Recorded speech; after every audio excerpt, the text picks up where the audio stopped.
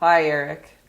Hey, Christine. Thanks for coming with a story today. My pleasure. Yeah, a specific story. Maybe we're telling stories about the Yukon that stories not about gold, Right. stories that haven't been in a book yet. Right. And you've collected a few since you've been here, I imagine. Well, you look around, you see things, you hear things. Yeah. Do you have one? Do you have one for us today, or Yeah, just came from I the have one. coffee? I have one in mind. Yeah. I have one in mind. Yeah. Okay. Yeah. What's your story, Eric? What's the deal? Oh well. Well, it's about traveling the highway, which I used to do quite a bit. The first time I came up, I flew up, but back when, of course, you landed on the tarmac and walked into that little hangar where you would claim your luggage and stuff. But the second time I came up, I drove with my friend Mike Kaza, and we drove the Stuart Cassiar, and then most of the times I've driven, I've taken the Alaska Highway, but there are two times on the Stuart Cassiar, and like I used to, back in the late 80s, early 90s, I used to kind of commute to Whitehorse for the winter. Okay, from where? I was living in Vancouver then. Okay, so instead of what one might naturally feel inclined to do, which is to leave the north in the winter, you decided. Yeah, opposite. I decided to. Not a decision really. I mean, the work that I was doing all happened in the winter, so I would go down to Vancouver for the summer, and then come some point in the winter, I would head up in my car. And at that time I was driving Volvos. Exclusively. Yeah, I was pretty much sold on them. And I had this beautiful 1988, I think, Volvo 245DL. And as my friend Mike said, it's like a half-ton truck. Like you can put your life, because I would bring my life stuff for the winter to come up north. And Volvos have long had a reputation of being tough vehicles. Yeah, they can take a hit. Yeah, and safe and all of that. They're great. They're great cars. And so this beautiful Volvo that I had, I lost it, and I mean that's another story. But I'll touch on it very briefly. This other Volvo. I had a friend who was living at my place. This place I lived in the Hastings Sunrise area of Vancouver got known as the Yukon Embassy, because lots of people would come down there and live down there, and Dave Haddock lived down there, and Manfred Jansen, Barb Chamberlain, all these different people lived down there, and there was another woman who used to be up here and made an album called Karen Milady, who was a singer, and she was pregnant and she was going to have a baby. She was living at the Yukon Embassy, and one night her waters broke, and quite early. It was like a couple of weeks earlier than expected, and so my girlfriend at the time and her drove down to White Rock where her midwife was, and they. And she had the baby there at her midwife's house, and some point after the baby, Forrest Milady, was born, and before Karen delivered the placenta, there was this huge thunk crash outside, and they kind of noticed it, but they were kind of busy. Yeah, a little bit, eh? And did you go out to explore it? well, I wasn't there. There. They had gone down to White Rock with my car, and so at 3 a.m. I got a call that the baby had been delivered, and about 8 a.m. I got the call with the second part of the news, which was shortly after the baby had been delivered. These two 16-year-olds were driving in the pouring rain at a very fast speed, and they totaled my car, which was parked outside the midwife's house. Wow. And so I lost this beautiful Volvo, and it was a period of time when a few things were kind of going a little wonky for me, and but I lost my car, and it was sad for sure. And I got to see it at the Wreckers, and it really was kind of toast. I do have a couple of pictures that were taken of it, and so anyway, so I went out and I had a Volvo mechanic at that time. Wonderful guy, worked out of his garage, like he worked for Volvo full time, and then the rest of his time he did repairs out of his garage. Okay. Len Lee, and so anyway, so he put me on. He found me another Volvo through the Volvo dealership, and I got this other Volvo. I didn't like it quite as much, partly the color, but this was like a '79. It was very similar. 245 DL. It didn't have the overdrive, but it was a good car, and I could load it up with my stuff, which I did. And so the first week of 1990, the new decade, and I went up to Kamloops with my car and all my stuff, and at this point I was traveling with a computer. I had gone into the computer age. I think by this time I may have had my Mac, which cost like as much as a car. And I would load up my car with my guitar and my monitor and computer and all the stuff you need. I don't think I was traveling with a printer at that point, but I could have been.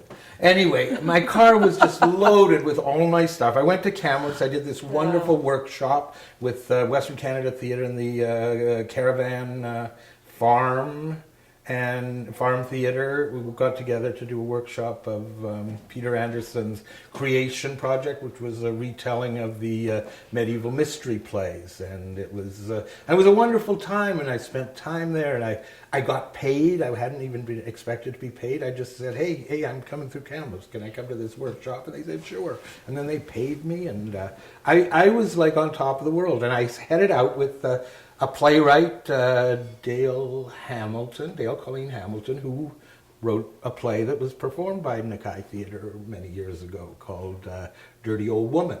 Huh. And so she and I headed out on the trip north in my new-to-me Volvo. So we left Kamloops and, took the 97 all the way up, and I decided to take the Stuart Cassiar this time. And what happened was that it was around, I think, January 7th, and somewhere around there, and it started to snow, and it snowed and snowed, and in retrospect, I would have told myself, just park, get off the road, stay, wait till this has happened, wait till the plows come, all of that. But we did. So we kept traveling in the snow, and we were by this time traveling in snow-covered roads the plow had not been through, and I think it had stopped snowing by this time. It was probably gray, and it was going on. At this point I had a little sound system, which was my nice little kind of Walkman thing, and with battery-operated speakers that sat on my dashboard, and listening mostly to the Grateful Dead, I would guess. Yes, that's a good guess. Probably right. Yeah, and then I think I had seen them about a year before down in Oakland, the Oakland Coliseum, their New Year's run. So anyway, we traveled, and so here we go. We're traveling in this really bad conditions. It's not a good time, but finally, it was like we were going so slow, and finally we're getting, okay, we'll make up a little time. We're traveling, and anyway, up ahead, coming towards me, was a truck, a big semi. And I'm traveling, and really at that point you can't tell exactly where the edge of the road is. And it was my fault. I was over the center line, and we had a collision. So we had a collision, me and the semi was right there, and this is where the Volvo comes in. I don't think I would be alive now if it hadn't been for that Volvo. So we went off into, we got hit and we went off into the ditch on one side. I don't know if there was a ditch, but like a snowbank. There was a lot of snow. And then he went off to his side. He wasn't hurt. Nobody was hurt, thankfully. But what, you know, a thing like that kind of wakes you up. So what happened after that? I mean, you're in the middle of... This is the story. We're getting to the story. Yeah. The story is what happens after that. That's a story already. But anyway, but I mean, I looked at there was glass all over me, and the door was like, it had been split apart, and you could see the amount of impact that door had taken, and that it was because of its such strong frame. So we're there, people stop. I mean, there's not a lot of people on the highway, but people stop, and we end up getting a ride into Dease Lake, which was, I don't know, maybe 50 miles ahead of us where we were. So we were south of Dease Lake. So we go to Dease Lake, and a real hopping town. There wasn't a lot going on in Dease Lake in the first week of January. But we get in there, I talk to the tow truck guy, and by this time it's snowing again. And anyway, I arranged to have the truck towed, my car towed, because it's got all my stuff in it. And I'm pretty sure at this point that it's a write-off, like it is a write-off. It's not really good to anybody, except for parts. And I did sort of hunt around Dease Lake and found the guy who owned a Volvo and sold it to him for $100. So the next morning, my car arrives. It's tied up by the towing chain, and we get a motel room. We stay in in Dease Lake. And Dale's up early, and she finds a truck driver who can give her a ride to Whitehorse. And she says, "There's another guy there. You can talk to him. He'll get you out of here." So off she goes. I'm in Dease Lake. I got to talk to the RCMP. I have to. I get rid of my Volvo. My Volvo has been my music collection has been stolen from my Volvo, and my little speakers and all of that. And so there I am, stuck in Dease Lake. And there's about 6 people stuck in Dease Lake trying to get out. There's 2 people at the one end of town hitching, and there's 2 people at the other end. They're all going north, but they're they're spacing out their efforts.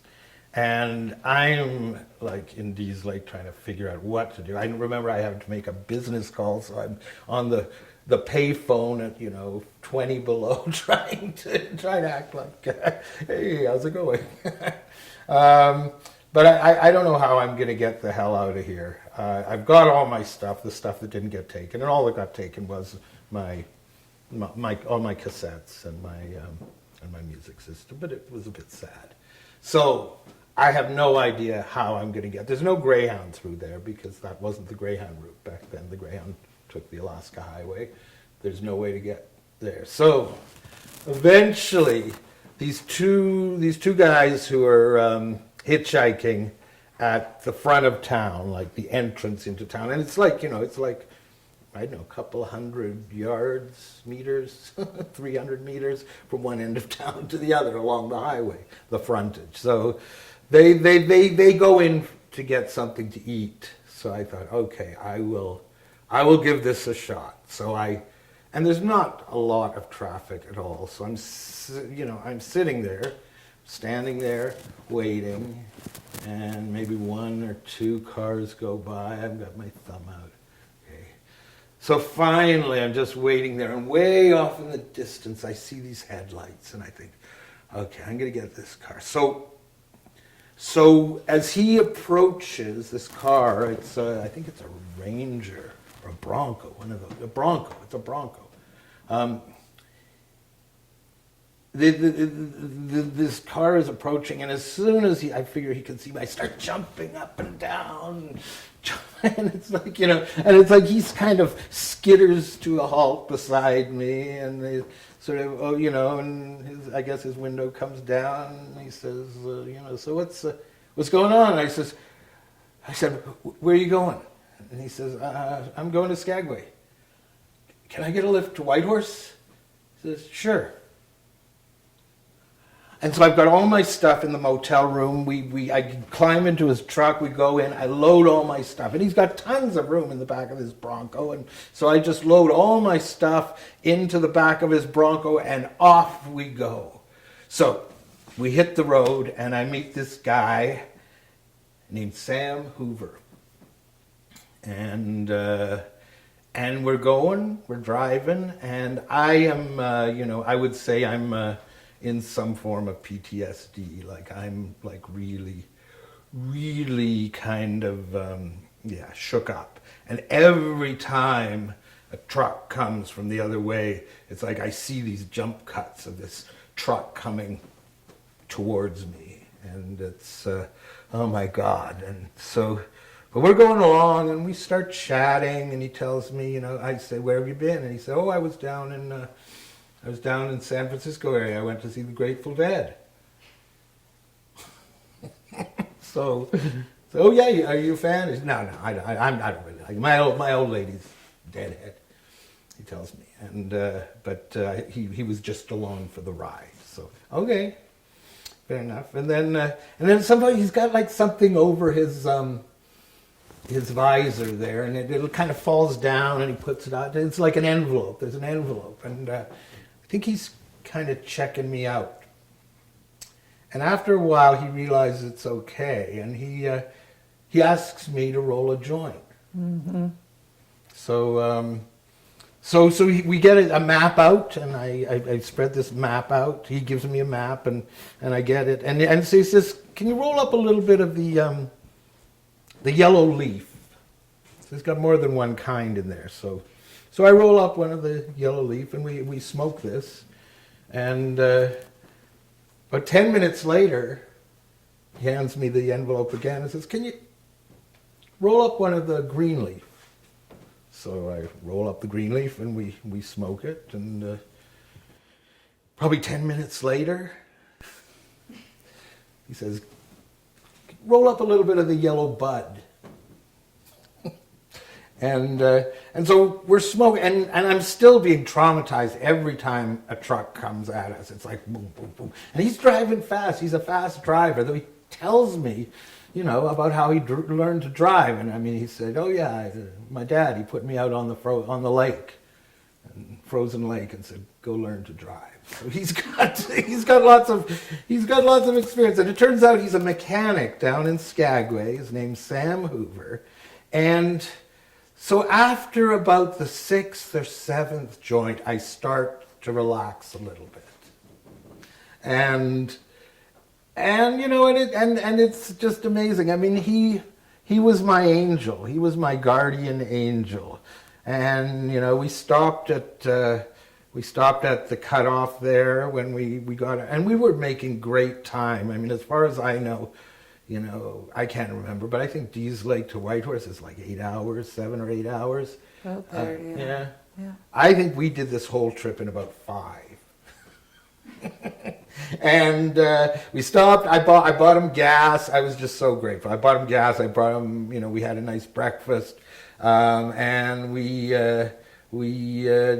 kept rolling. And eventually, I got dropped at my friend Bernie Phillips' place with all my stuff, and he continued on to Skagway, and so that's my story. Is that I got this amazing, somehow I got from Dease Lake, and not just got from Dease Lake to Whitehorse, but I had this amazing journey with somebody who was quite simpatico, even though he wasn't really personally connected to the dead or didn't feel, he still, nonetheless, I was very happy to smoke all those joints and relax myself a little bit as we traveled that way. And actually, I mean, I was wondering about him. I actually, just before I came here, I looked him up on the net, and it turns out he was born 2 days after I was. His date of birth was February 3rd, 1958, 2 days after me. And I found this out because I read his obituary, and unfortunately he died in 2013. I don't know what of. They talked about his wife, who he had married like a year after that in '91, so his old lady. And I just felt such a connection, and just such that there was, you know, such a good soul in the world, and such a simpatico soul, who, you know, my guardian angel that got me from Dees Lake to Whitehorse in one piece with all my stuff, and I was able to continue into the 90s. What a long, strange trip it's been. Exactly. Thank you, Eric. Thanks.